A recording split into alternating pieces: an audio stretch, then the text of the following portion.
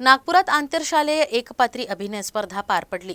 स्त्री शिक्षण प्रसारक मंडळ आणि बालकला अकादमी नागपूर यांच्या संयुक्त विद्यमाने घेण्यात आलेल्या या स्पर्धेला उत्स्फूर्त प्रतिसाद मिळाला। नागपूरच्या नंदनवन परिसरातील महिला महाविद्यालयात आयोजित या एकपात्री अभिनय स्पर्धेत 25 पेक्षा जास्त शाळेतील विद्यार्थ्यांनी सहभाग घेतला होता। शुक्रवारी या स्पर्धेची प्राथमिक फेरी पार पडली।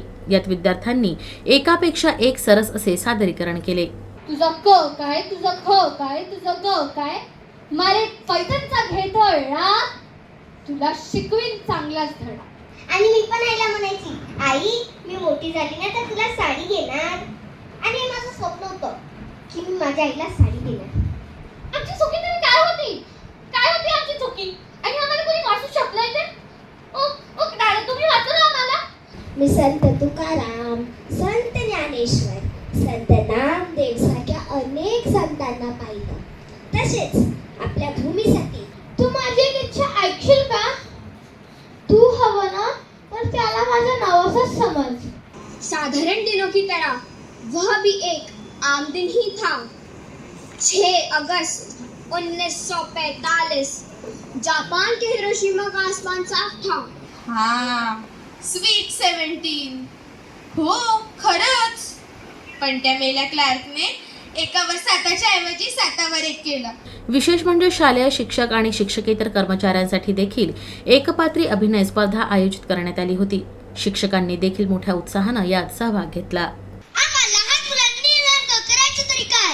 मोबाईल ही सगळ्यात जास्त ती आवडती गोष्ट आहे हो ना। म्हणजे बघा आधीच्या काळात आपले आजी आजोबा सगळे उठून सगळ्यात आधी हातांकडे पाहून गडावरून सांगावा आलाया। आज गावातल्या समध्या गवळ्यासनी गडावर दूध विकायचंय बरं का। कोजागिरी पौर्णिमा आहे ना व, मग जाया पाहिजे, महाराजाचा शबूत पाळाया पाहिजे।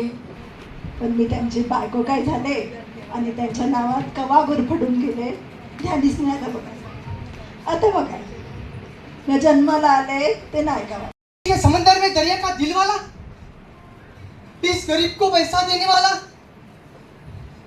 इस पेट की आग बुझाने वाला, इस पेट की आग बुझाने वाला। ह्यांचा डोळा चुकून आले तर खरी, पण स्वारींनी काही खट्टाळा केला नाही म्हणजे पुरे, नाही तर त्यातलं व्हायचं। थमाबाईने केले 12 राम आणि नवरोजींनी घरी साधलं काम। किंतु सब मौन है। भीष्म पितामह तो प्रतिज्ञाबद्ध है। गुरु द्रोणाचार्य, कुलगुरु कृपाचार्य, ये तो युधिष्ठिर के भले।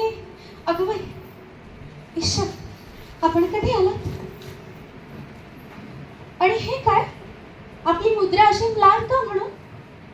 पुन्हा मोबाईल घ्यायचा नाही, मला डोळा लागल्यानंतर उठून तिथून। तू आहे मी आहे लक्षात ठेव।